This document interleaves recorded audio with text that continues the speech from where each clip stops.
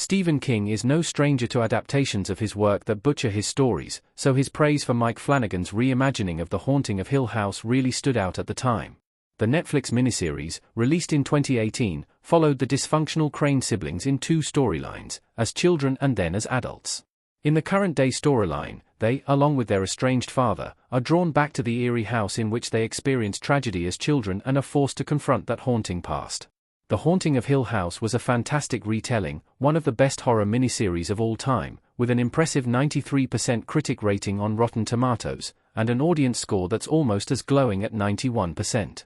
At the time, it was praised for its innovative approach to reimagining Shirley Jackson's classic tale, offering up a legitimately creepy and unsettling ghost story that nonetheless had real emotional weight and heft. Audiences and critics loved it, including one notable fan, Stephen King. Stephen King praised Mike Flanagan's The Haunting of Hill House. He doesn't often like revisionist takes. In 2018, it was not yet clear how Mike Flanagan would adapt Shirley Jackson's gothic horror story. He had made a name for himself in the horror space, with a handful of well-received horror movies under his belt, but a series was something else. Horror fans need not have worried, the king of horror gave it his stamp of approval, tweeting at the time, "I don't usually care for this kind of revisionism, but this is great. Close to a work of genius, really. I think Shirley Jackson would approve, but who knows for sure." It's high praise from King.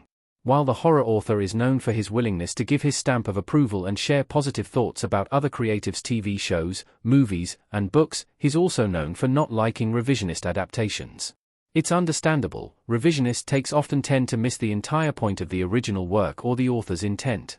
That was certainly the case when Stanley Kubrick adapted King's The Shining. The author's infamous hatred of the auteur's take on his work could power the sun. The same goes for the 1992 adaptation of The Lawnmower Man, a movie so bad and entirely removed from King's original story that King sued to have his name taken off the marketing materials, and won.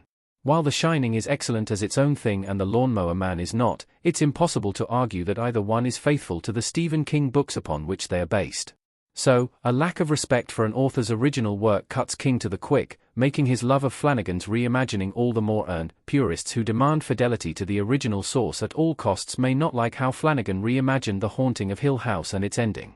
He took liberties with Shirley Jackson's work. The characters were the biggest change. What in the original book was a main cast of 4 unrelated characters drawn together in the haunted house became a more sprawling family, with the characteristics and some backstories of the book's characters being dispersed through the Crane siblings. Likewise, while Eleanor Vance was the primary protagonist of the book, the Crane siblings were each given equal weight through various storylines in the miniseries. Flanagan also opted to bring the supernatural to the forefront in a more traditional sense.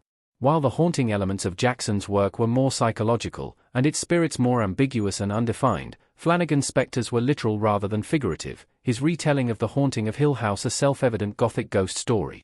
Jackson's unsettlingly claustrophobic psychological examination of Eleanor is replaced with the layered and poignant family drama of the Crane family, human drama, and the psychological explorations of grief and secrets wrapped up in the dark trappings of horror is Mike Flanagan's wheelhouse, and he used it to great effect in The Haunting of Hill House. While he had touched upon it before in his previous horror movies, with his first extended series, the writer-director really got the chance to shine, being given the room to fully explore thematic elements he hadn't been able to with a shorter run time. He works his magic with Hill House, layering the drama and horrifying revelations to ratchet up the tension, leading up to The Haunting of Hill House's literally and figuratively haunting ending. Perhaps it's his success with The Haunting of Hill House that gave Stephen King the confidence to give Mike Flanagan his blessing a few years later when Flanagan asked if he could adapt The Dark Tower. Prior to Hill House, Flanagan had actually already adapted one of Stephen King's books the year before, 2017's Gerald's Game. In fact, his next project after the Netflix miniseries was a movie adaptation of another Stephen King book, 2019's Dr. Sleep. In those 3 years, Flanagan flashed similar core characteristics as a storyteller as King. Those 2 projects and The Haunting of Hill House showed the world, and Stephen King, that a Dark Tower series would be in safe hands with Flanagan.